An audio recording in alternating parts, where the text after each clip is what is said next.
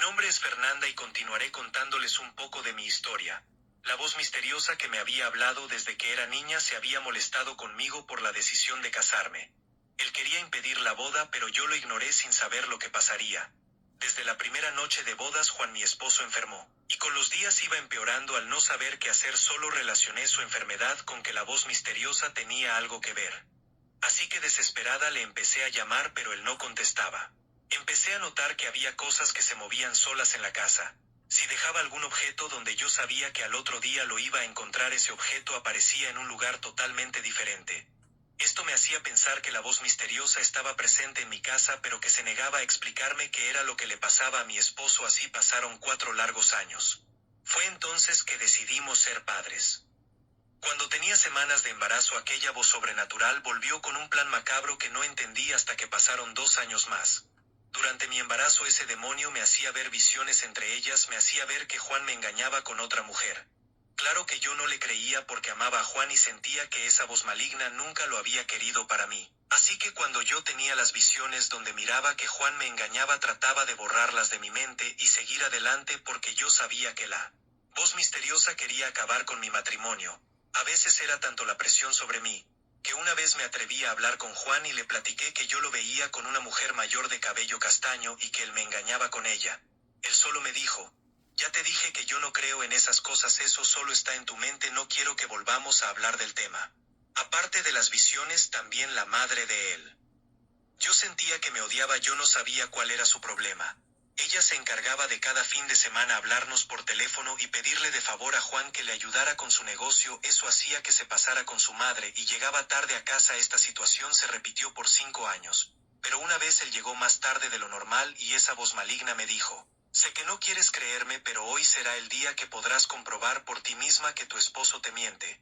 Cuando Juan llegó a casa, me dijo: llegué tarde, porque choqué el auto de mi madre. No le creí y esta vez, dejándome llevar por la voz misteriosa, le contesté a Juan: ah, bueno, pues quiero ir a ver qué tan chocado está el auto de tu madre. Juan se sorprendió, pero me llevó. Aunque todo el camino trató de convencerme que ya era tarde, que estaba cansado, aún así llegamos a donde estaba el auto y para mi sorpresa el auto no tenía ni un daño. Esa noche entró en mí la desconfianza, empecé a recordar las cosas que la voz misteriosa me había hecho ver años atrás.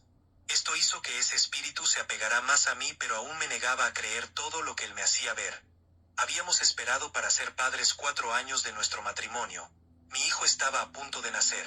Durante el parto empecé a sangrar por mi boca, el doctor se admiró y me trajeron nieve de vainilla. Cosa muy raro, cuando mi hijo nació y me lo colocaron sobre mi pecho, yo entré en trance, como si algo se apoderara de mi realidad. Eso hizo que yo no pudiera verle el rostro a mi hijo normal como el de un bebé. Todo era confusión, provocando que a mí me diera temor lo que sentía en el cuarto. Así que les pedí a mi madre y a Juan que me retiraron a mi bebé. En este momento me empecé a sentir muy débil, no sabía qué me estaba pasando, me desangré muchísimo, mi mirada era borrosa. Y los doctores rápido me ayudaron. Cuando me estabilizaron me movieron a otra camilla. Esa camilla se dobló a la mitad, era como que si alguien intencionalmente me lo hubiera tenido preparada para lastimarme. Ya por la noche me trajeron a mi bebé, pero aquella sensación de temor no había desaparecido. Aún así lo cuidé y lo llegué a amar como a nadie. Todo mi embarazo lo amé, él fue un bebé planeado con todo el amor de nuestro ser. Desde que supe que él estaba en mí, cada día hice que contara que fuera muy especial. Por eso era que yo no tenía explicación para lo que sentí aquel día cuando él nació. Pasó un año más, Juan trabajaba de noche. Jenny, mi hermana, llegó a vivir con nosotros junto con su niño y sus 2 niñas. Recuerdo que Jenny me preguntó una mañana: ¿tu esposo no trabajó anoche, verdad? Le contesté que sí había trabajado. Y me dijo: no creo, porque en la madrugada, al prepararle la leche a mi hija en la cocina, pude ver que en tu cuarto había una sombra de un hombre como molesto, caminaba de un lado a otro sin parar, pero me fui a mi cuarto. Yo me sorprendí porque nunca le había comentado a Jenny que una sombra me acechaba y no entendía por qué ahora ese hombre se dejaba ver por mi hermana. Mi hijo ya iba para 2 añitos de edad y yo miraba también cómo es que él se quería comunicar con alguien. Él levantaba su dedito y decía: no, no, no. Se lo comenté a Juan, pero él se molestó y me dijo: no vayas a empezar a creer que el niño nació con algo como tú, que ves cosas que no existen. Ni se te ocurra pensarlo. Pero en realidad yo a veces miraba que mi hijo no quería estar en su cuna solo, y otras veces solo se ponía en un rinconcito de la cuna a dormir como si tuviera miedo de algo. Aprendí a cuidar a mi hijo sin decirle nada de lo que yo miraba extraño a Juan. Por miedo de que él se enojara, una tarde fuimos a visitar a mi suegra para llevarle a nuestro hijo y que pasáramos una tarde con ella. Pero al ir entrando a su casa allí estaba una mujer, era la misma mujer de mis visiones con la que mi esposo me engañaba, no podía creerlo, todo era verdad. Esa mujer al verme salió rápidamente de la casa. Yo no podía creer que era lo que estaba viendo, pero en ese momento la voz maligna me dijo: no reacciones, solo observa, y así hice durante toda aquella tarde. Mientras estaba con mi suegra, mi esposo se salió y duró bastante tiempo afuera. Yo ya sabía lo que estaba pasando, así que solo seguía observando. Después al llegar a casa hablamos, pero las cosas no quedaron claras. Con otras cosas que llegué a saber después fue suficiente para la separación.